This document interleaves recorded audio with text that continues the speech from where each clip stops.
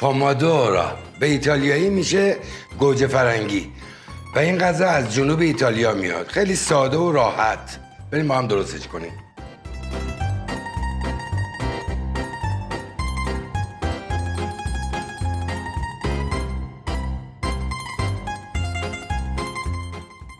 خب امروز میخوایم با هم دیگه یه پاستا 4 آیتمه با هم درست کنیم. اسپاگتی، گوجه فرنگی، سیر و ریحون. بریم با هم درستش کنیم. اول کار میریم پوست گوجه فرنگی ها رو بگیریم. خب به این صورت یه کات وسط رو میدیم، میره تو ظرفمون. خب با آب جوش کاور میکنیم گوجه فرنگی ها رو. برای 10 دقیقه پوست خودش برمیاد. حاضره. بعد بریم پوستش رو بگیریم به این شکل. پوستش قشنگ در میاد. ببینیم پوستش خیلی راحت اینجوری در میاد که دیگه پوستش زیر دندون نره وقتی پستا رو درست میکنیم. البته ما یه سس مادرم این بر داریم که توضیحشو بعداً بهتون میدم که چی کار کردیم و چی کار نکردیم. خب شما میتونید از گوجه گیلاسی هم استفاده کنید. رنگیش خیلی قشنگم در میاد.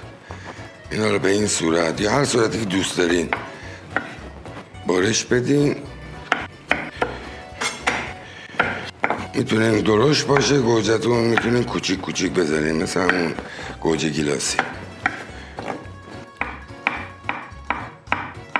خب این پاستا چون اصل کارش با سیر و با گوجه فرنگیه، باید این سیرها رو خیلی نازک خورد کنیم که اون عطر سیر بیاد بیرون. به این نازکی باید در بیاد. پوره هم فایده نداره چون پوره زود میسوزه و اون عطرش از بین میره. این بستگی به تست خودتون داره که چقدر سیر استفاده کنید. من عاشق سیر زیاد تو پاستا، برای همین 4 تا حبه گذاشتم براتون. خب پنمون حاضر رو داره گرم میشه. بریم برای پختش.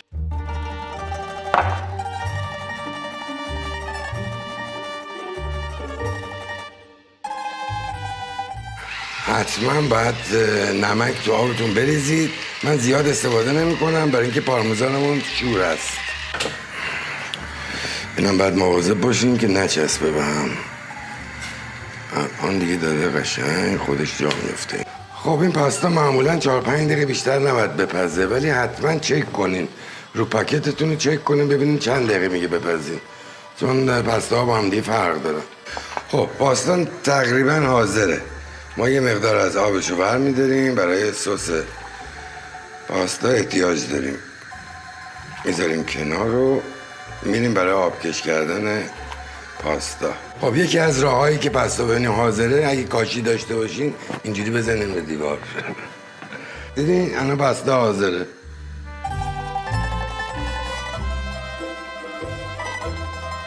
روغن و زیتون رو نصفشو میریزیم. میریم برای سیر. خب اول کار سیر رو باید بریم تو کارش.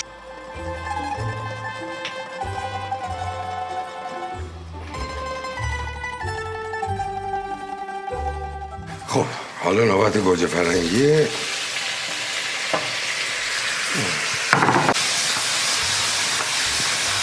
حرارت زیاد نباشه که سیر نسوزه. همینجوری باید همش بزنیم. اینجوری یواش یواش ببینید رنگ گوجه فرنگی هم داره در میاد.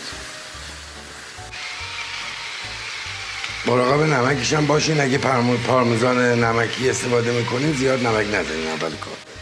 خب اینم از سس مادر که بهتون قولشو داده بودم. البته زیاد استفاده نمیکنیم از این. بعداً توضیحات سس مادر رو بهتون میگیم. داستان سس مادر تو اینستاگرام هستش و براتون تو یوتیوب هم میخوایم بذاریم. خب اینم آب پاستا که گذاشته بودیم کنار. 1-2 تا ملعقه بهش اضافه میکنیم تا سسمون قوام بیاد. من یه مقدار کره استفاده میکنم برای شفافی سسمون. شما اگه دوست ندارید میتونید استفاده نکنید. خب حالا وقت پاستامون اسپاگتی رو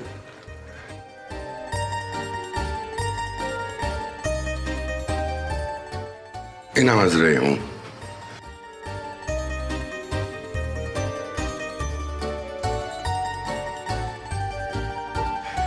ریحون ما یه مقدار زودتر میریزیم که عطرش تو غذا بره.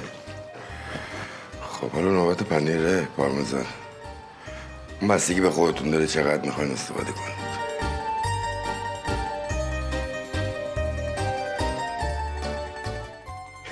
خب کار تموم و بریم الان سروش کنیم.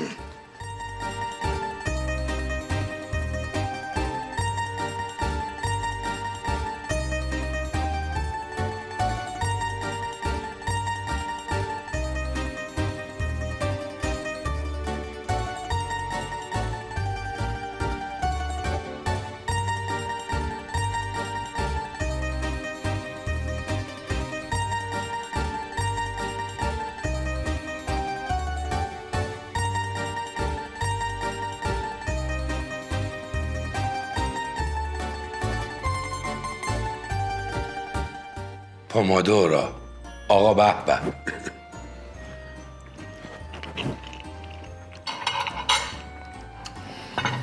عجب سیری داره، عالی شده. دیگه چی بگم؟